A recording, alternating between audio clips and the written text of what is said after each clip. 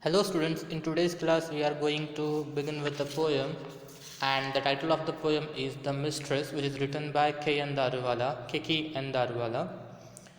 I'll read the poem once, listen it carefully. No one believes me when I say my mistress is half caste, perched on the genealogical tree somewhere as a Muslim midwife and a Goan cook. But she is more mixed than that. Down the genetic lane, babus and professors of English have also made their one night contribution.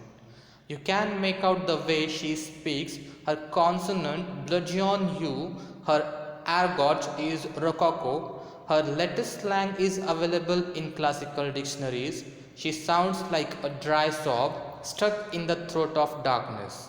In the morning, her mouth is sore with dreams which had fermented during that night.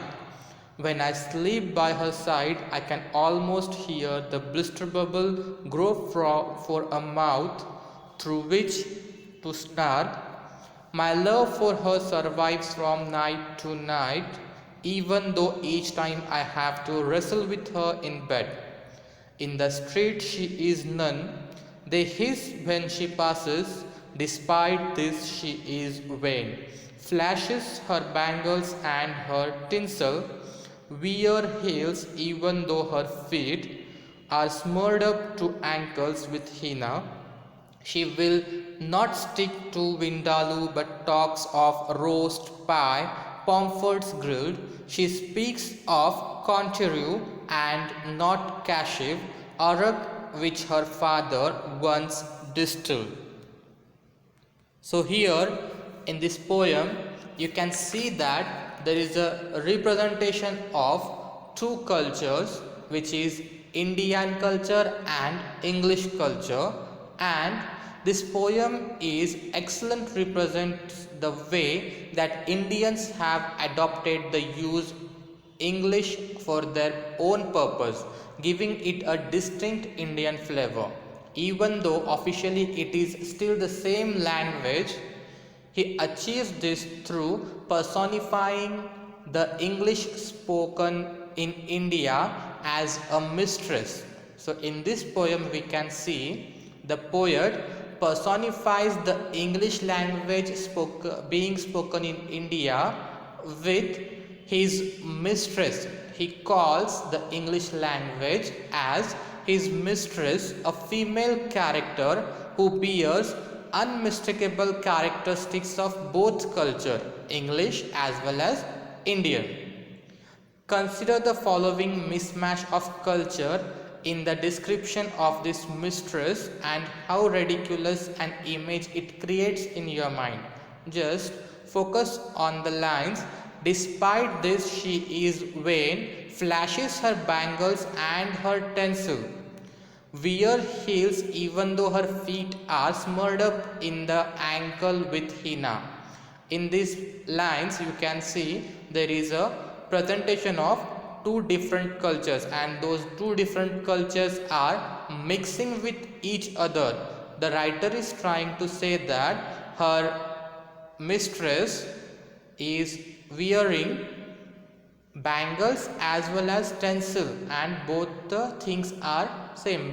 Tinsel are basically shining and thin ornaments which basically we wears in hands. We can call it as bracelet. So her mistress is wearing bracelets as well as bangles and flashing both of them, and at the same time she wears heels when her feet are full of henna. She have already applied henna on her ankles and she is wearing heels, so which shows very stupidity. It looks very odd as well as stupid. And the reference to hallmarks of Indian culture such as bangles and henna and how these are put together with characteristics of English culture such as tinsel and heels. The visual image of the poem creates of a woman wearing heels but also covered in henna is actually ridiculous, and we can see how he is choosing to poke gentle fun at the way that Indians have taken the English language and added so much of their own culture to it. In the poem The Mistress, actually, K N Daruwala, the poet, personifies the language Indian English and calls her as his mistress.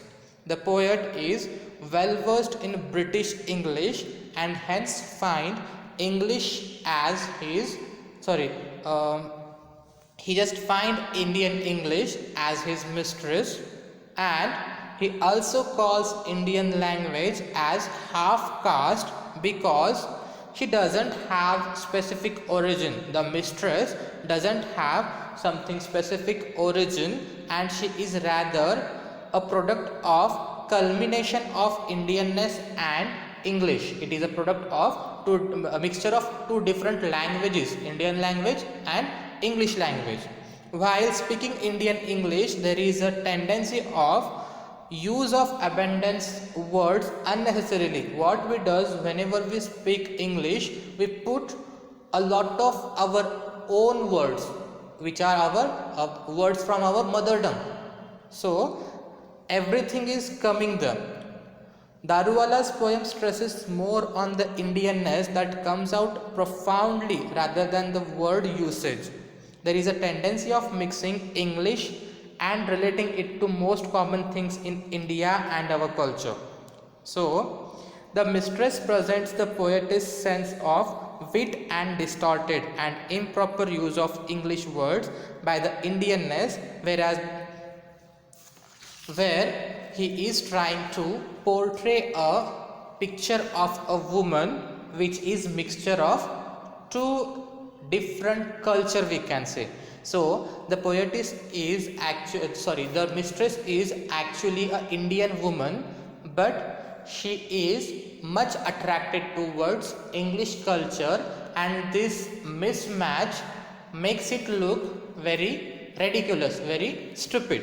And in this poem we can see the writer is calling the mistress half caste because it is mixture of two different castes and doesn't have her own origin, and it is perched on a genealogical tree. Perched means situated as if to balance.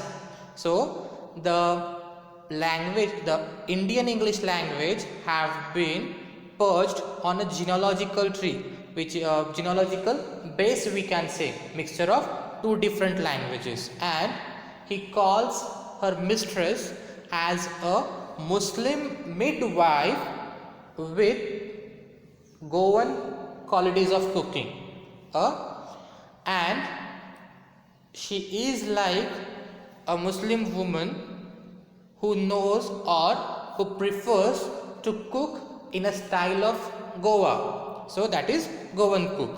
But she is more mixed than the Muslim midwife and Goan cook. How? Because at the genetic lane, Babus are basically peoples, Indian peoples, who are much attracted towards the culture of English, who pretends to be like English people in the dressing form as well as in their speaking, we can say. So the Babus as well as English professors have also made their one night contribution to origin this language, to give birth to this new language called Indian English language. And you can clearly make out this combination the way her mistress speaks. For the origin of her mistress, the Babus as well as those professors of English have contributed, and you can easily notice that contribution the way she speaks, because her consonants bludgeon means heavy and thick. It hits you very hardly. Though she is speaking in English, but you can find an effect of her own Indian language in her slang. So that consonants hits you very hard, and you can easily see that in her language there is a contribution of Babus as well as English professors. and whatever she thinks that which is new, which is latest in her slang, actually that is available in the old classical dictionaries. So whatever the latest slang of her mistress is already present in old classical dictionaries, and she sounds like dry sob. Sob means sudden explosion of breath, and which is she sounds like and dry sob which is stuck in the throat of darkness. And writer also says that, poet also says that in the morning the mouth of the mistress is so sore because of the dreams that have been fermented during the night. When I sleep by her side, I can almost hear the blisters. So in this line we can see that the poet is trying to say that when he sleeps by the side of her mistress, he hears some sounds of blister bubble which are coming out of her mouth through which she is snarl. Those are entangling, actually those are fighting with each other. Those bubbles are basically, here we can see whenever a Indian person try to speak or he speaks English language, there used to be some effect of his mother tongue, some words he uses from his or her own mother tongue, which can be Kannada, Marathi, Hindi or any other language. So there are some words which he uses from his or her own mother tongue. So that he is trying to say that when I sleep by her side, I can almost hear the blister bubble grow from a mouth through which to snarl.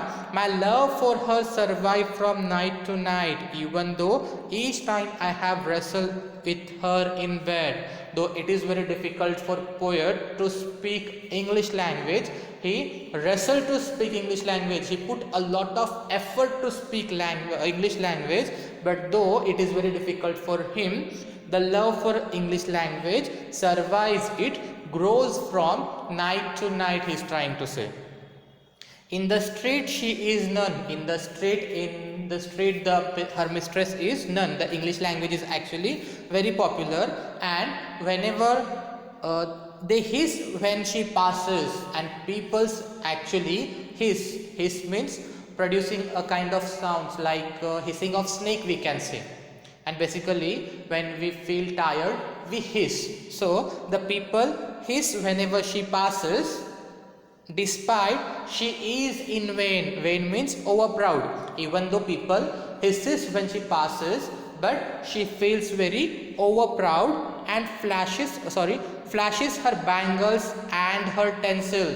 Bangles are basically represents Indian culture, and the tinsel represents the English culture. Tinsel is also a thin and shining ornament actually. So the mistress flashes her bangles as well as tinsel and wear heels, even though her feet are full of henna, her ankles are full of henna. She have already applied henna on her ankles, and on that feet which is full of henna, she is wearing heels, which shows some kind of which looks some kind of idiotic, which sounds like stupidity. So and after that the poet is saying that the mistress will not stick to Vindaloo. She is not happy with Vindaloo. Vindaloo is again represents Indian culture. It is a Goan dish, but she talks of roast, pie, puffin grits. So these are basically Western dishes, we can say, and she is not bonded with Vindaloo, and she speaks of all these things which are Western, and she speaks of Ontario and not cashews. Ontario are basically we can say here again represents Westernization.